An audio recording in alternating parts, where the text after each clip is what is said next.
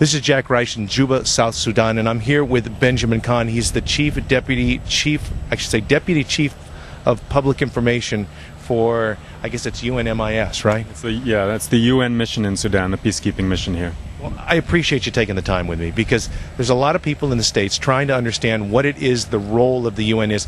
Honestly, most people, when they hear about Sudan, what they think about is Darfur. And people think, well, this is a tragedy. But I think what they don't understand is the role of the UN in Sudan broader than that, especially in South Sudan. Could you give us maybe a primer at first would be very helpful. Okay. Well, we have about 15,000 people here in South Sudan. Southern Sudan is a region quite far away from Darfur. There are 2 UN peacekeeping missions in Sudan now. The mission in the south has been here for a few years, ever since the signing of the peace agreement between the North that was the and Comprehensive Peace Agreement 2005. That's right. And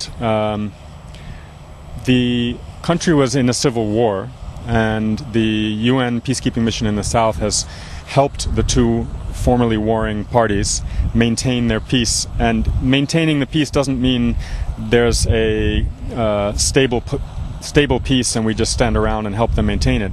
Since the moment that people stopped shooting guns at each other and had to start extracting their soldiers from each other's territory, they needed help negotiating with each other.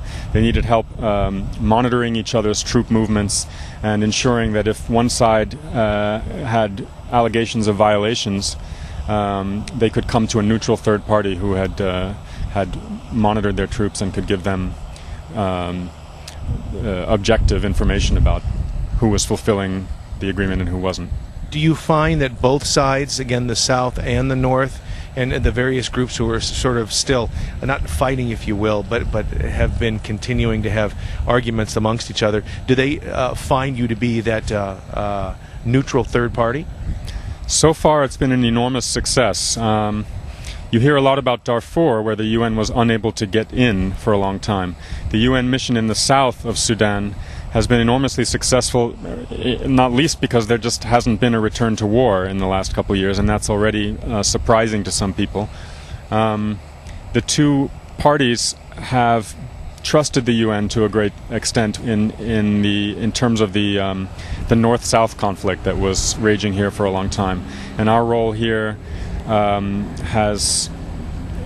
it's been easier than the UN's role in Darfur. That's for sure. But we have to think about this in terms of the numbers here. After 21 years of civil war, the estimate was 2 million dead, 4 million who were displaced, some to the north, some to the south, some Kenya, Uganda, who knows where. With that in mind, do you start with a blank slate, or do you start in a very, very deep hole? Is that a reasonable question? This region is one of the deepest holes on the planet in terms of human beings eking out an existence here in an area where there was no power, there was no electrical power, no running water, virtually there are no roads whatsoever, virtually no schools and clinics, some that were not operating well. It's a region that was in the throes of war for about 50 years, with an interruption of about 1 decade in the middle of it. So the UN's work here, the peacekeeping mission has helped provide some security for UN military monitors who monitor the movements of the warring side's troops, but also security for other UN agencies that work here, WFP, UNICEF, UNDP. And an immense amount of aid has been brought in, and you can see the results when you travel across the country. When you travel across the country right now, it still looks incredibly underdeveloped, but if you'd seen it 2 years ago, you'd be amazed at how much things have improved. There's another question, and maybe this is a side question, but I think you may be the perfect person to answer it.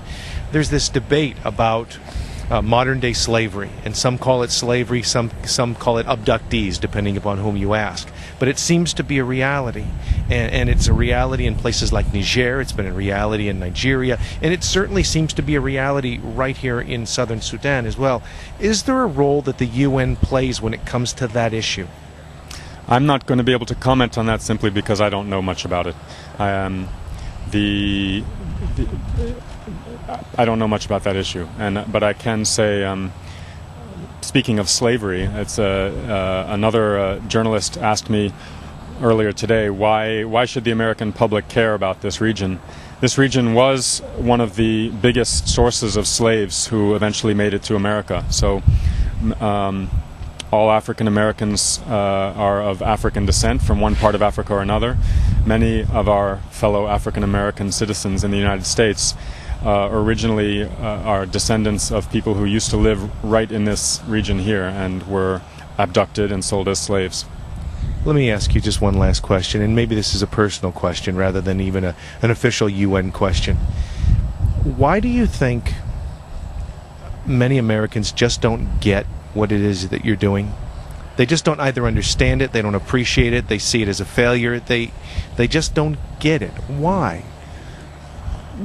One reason is that most people in America haven't traveled to tough places on the planet where it's not easy for people to find food and have security, and they don't see how grateful these people are when the UN is able to bring in food and help bring about peace in an area.